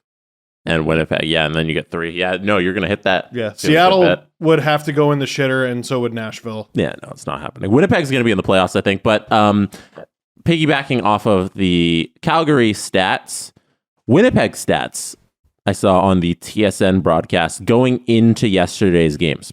I'm going to read these to you guys. Blake Wheeler hasn't scored in 17 games. Ooh. Kyle Connor hasn't scored in March. Ooh. Whoa. Mark Scheifele has 2 assists in 5 games, no goals. The Jets are 0 for 21 in their last 21 power plays. Whoa. They have been shut out in 2 of their last 3 games, allowed the first goal in 9 of their last 10 games. And I'm sure Nikolai Ehlers 8 minutes a game. Man, I don't get it. Man, that team really is turning into a pumpkin, aren't they? Hot start and just limping into the playoffs. If the Preds make it, David Poile has to unretire. Like, you got rid of Matthias Ekholm, you sold at the deadline, and you're going to leapfrog like several teams. Who's the guy they sold to Tampa again? What was his name? What was that? They sold the guy to Tampa. Who did they sell? Oh, Tanner Jeannot. They got 6 assets for Tanner Jeannot, and they might make the playoffs. Tanner Jeannot, apparently in his first 12 games in Tampa, was held to 0 shots in 8 of those games. You know, I know it's Tampa, and they get all the benefit of the doubt because they earned Don't it say it because we're not. Watch, he'll be an all-star in the in the playoffs. You're right. Don't say it. Never. Do not go there. You're right. Never fucking mind. All I'm talking about is the past. Don't talk about the future. Brandon Hagel had a bad start with Tampa, and then the playoffs started, and he decided he was God. And he was. Yeah. Mm-hmm. Yeah. God would draw 8 penalties in 7 games. But not Austin Matthews or Connor McDavid. Apparently not. Well, Jesse, that's a shitload of hits. Yeah, I'm wow. seeing he's got a lot of hits. Oh, for Tanner Jeannot? Yeah. I was just counting up the games where he has 0 shots. It's 1, 2, 3. There's a lot of 4, zeros. 5, 6, 7, 8, 9. It's 9 out of 11 games in his first start with Tampa. 0 shots on goal. And then he had a 4-shot game. Is that even his job? No, Is that an unfair guess. thing to put at him? He's got no goals. Is that unfair? He had over 20 goals last year. But is that unfair? That may not be his role. You can take 1 shot. The last time Tanner Jeannot scored a goal was January 26th when he played for the Preds. When's the next time the Lightning play Leafs? They played him one time. Just get it out of the way. Yeah. Just get it out of the way. Congrats, Tanner. Good on you. Yeah, you're probably right. off. You're probably right. I'm sad. Do you guys see how great the World Baseball Classic ending was? No. Yes. No. Unbelievable. I wish it never happened. Are you Keith Olbermann? By the way, What? Are you Keith Olbermann would never talk like that and shit his diaper. What are you talking about? That's not who I was portraying. The Mexico-Japan game was unbelievable. Oh, too. yeah, the walk-off victory. I forget which baseball player for Mexico. He's a great player in the MLB. I forgot his name. Anyway, they're like, what do you expect from the pitcher from Japan? And the pitcher from Japan, by the way, is considered the best pitcher outside of the MLB in the entire world. And he's like, I expect him to lose. Yeah. I was like, oh, there we go. Let's go. And This is how I watched it out of principle. Nobody listening. What if somebody gets injured? I covered my eyes. Won't somebody think of the billionaires? Huh? Who said that? It was crazy. And then seeing Shohei Ohtani strike out Mike Trout. Wow. To win the championship. The count was 3-2. The score was 3-2. Come on. Did Beautiful. you see that ridiculous Trout stat? Ohtani stat. No. From Codify Baseball. If you aren't impressed, you should be. Mike Trout has had 3 swinging strikes in only 24 of his 6,174 career MLB plate appearances. Shohei Ohtani did something to Mike Trout that he has only done 24 times out of nearly 6,200. Wow. At the World Baseball Classic. Holy shit. And they're teammates! And they never make the playoffs. I don't understand. Boo. Mm-hmm. Mm-hmm. Please surround these people with people. This is just breaking now. A Toronto billionaire is in the mix to buy the Washington Commanders of the NFL. You bought the Washington Commanders? No. Oh. It's Mr. Steve Apostolopoulos. He is the managing partner of the Triple Group of Companies. They're a real estate firm specializing in the purchase, leasing, development, and management of commercial space. Did you have to sell out your gold to get into that business? I am not in that business. No. Steve Apostolopoulos looks pretty good. That's a pretty good. Is that your pseudonym that you're going by now? And I don't own, and I am not the founder of Six Ventures Inc., a private equity venture fund. How many consecutive shows is Berkshire going to have to work with COVID in order for you to pay for this? Are you going to use taxpayer money to build a new stadium? Oh, for sure, man. Yo, that's Washington D.C. That's the center of socialism. Yeah. Of corporate socialism. Oh, I forgot to tell you before the show, there was a package at your door from B. Favre. Oh my God. Is that related? I just need to know if that's related. Just Get it? Because he stole from children. It's him in his backyard taking naked pictures in his Crocs. Yeah. Remember those? Oh my God. Yeah. And then stealing from children. Yeah. Yeah. He really packs his days. Good guy. Great guy. Good guy. What is it, Jesse? No, just wondering what Allegedly your thoughts stealing on from children. welfare. Allegedly. Has not been proven in court. Hasn't been proven in court that he stole from children. Right. It's just he's been accused of stealing from children. Right. Steve, Lots of money. Adam. Mm-hmm. Last one. Mm-hmm. This is from Mavid the Boy. Okay. I don't know if you guys can Take your combine hand your. off the mic. It's making it sound weird. I don't know. You guys could go around. Don't do what Steve tells you. I don't like it. Oh, see what it's doing? Yeah, make sure. I've met. Hi, I'm Jeff Blair. You do sound like This is Jeff. the Dangle dial. Oh, Bring it on, Steve Dangle. Hi, Jeff. Actually, it's Ken on line 2. I think you pressed the wrong button there, Jack. You know, it's okay. Sometimes things happen. And remember, with the New York lottery, with the New Jersey State Lottery. Sorry, Adam. You know who was great? Ken, Paul Quantrill. When he was pitching for the Blue Jays back in the day, Paul Quantrill was fantastic. does he have a son in the show? Paul Quantrill, his kid's in Double A now, playing for the Fisher Cats. You just reminded me something that I owed someone that I met at a Leaf game last week. They said, Steve, you know how you said no one is actually subwoofer guy? He goes, I'm subwoofer guy. No. And I told you, and I told you I would do this. Oh my God.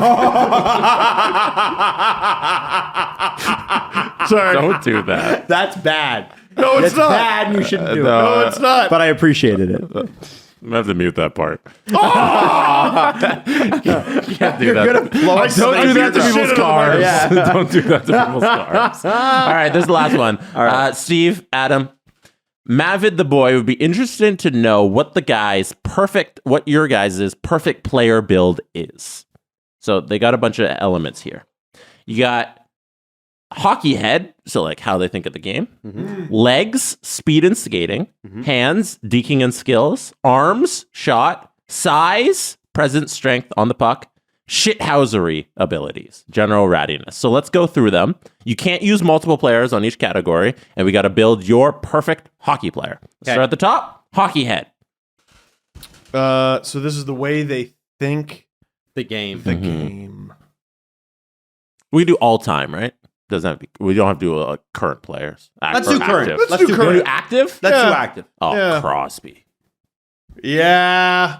I want to use Crosby for other things, though. And so that is why, and there's a few people I want to use for other things. That is why I'm going to go with Leon Draisaitl. That guy's a thinker. I'm going to go off the board. Someone who we forgot to draft. Sasha Barkov. Oh, that's a good one. You guys got to pick one. Oh, you got to pick We one. got to pick one perfect hockey player. Okay, go with Steve. Oh, no. Well, then let's agree on Or do you Crosby. want? You guys can make your two. Thank you. Okay. All right. You can make Barkov. your. You Draisaitl. pick, okay. You guys can make your two hockey players. Your legs, speed and skating. I mean, it has to be Connor McDavid. McDavid. Hands. Sidney Crosby. Oh no. Sidney Crosby's hands in tight? Absolutely. His edge All work is day. better than his hands. I don't care. I'll take the hands. Oh. I'll take the hands. There's lots of people that can do edge work. There's not a lot of people that can handle a puck like he can within a square foot. No, if I'm doing hands, it's Tage Thompson.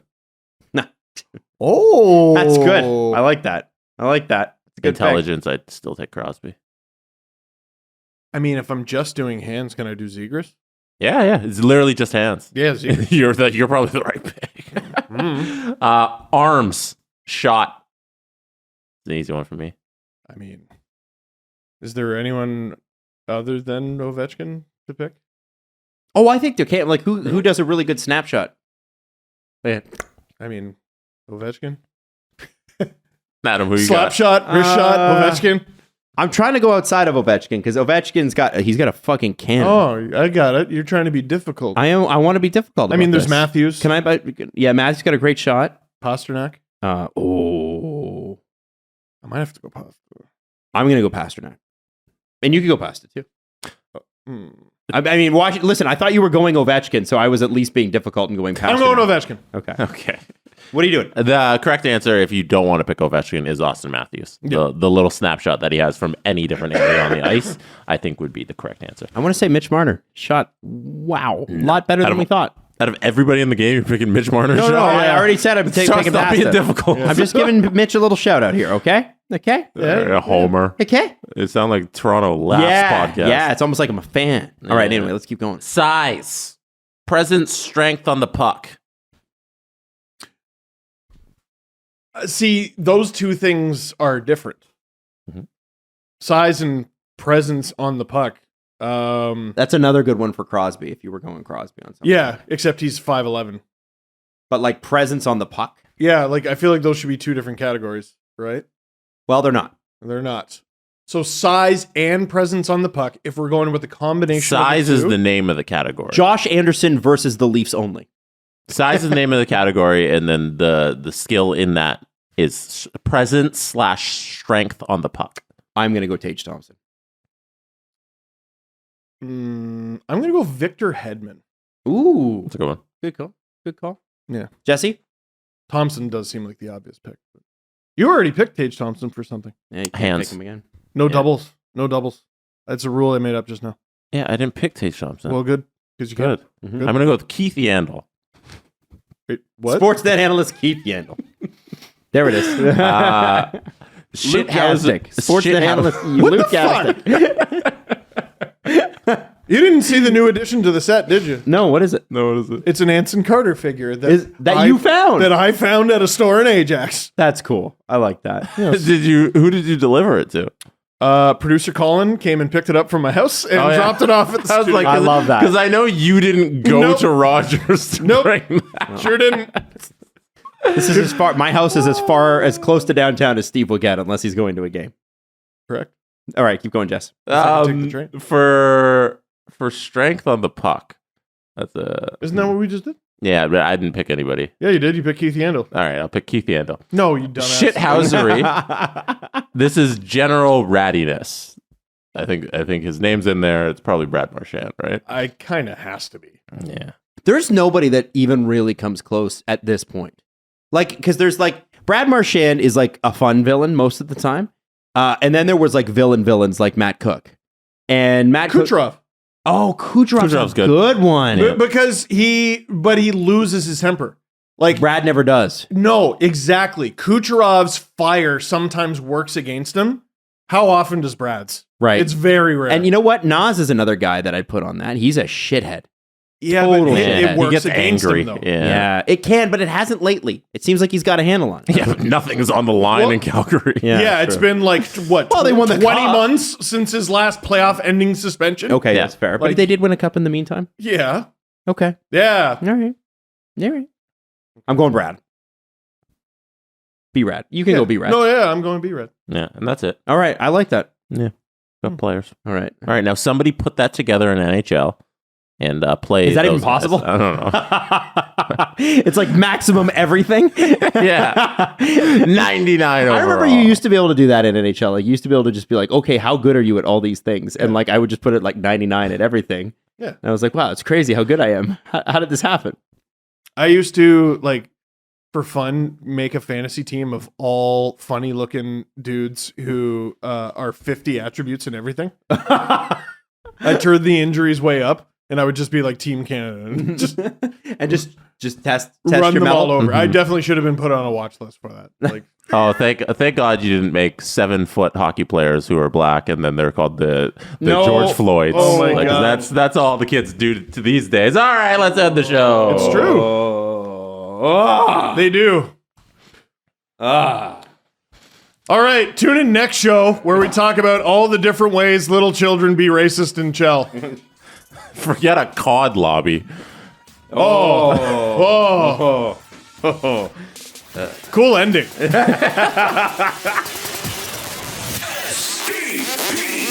The Steve Dangle Podcast. Powered by Sports Interaction. Want to bet? Follow the guys on Twitter at Steve_Dangle, at Adam WYLDE, and at Jesse Blake. Connection complete.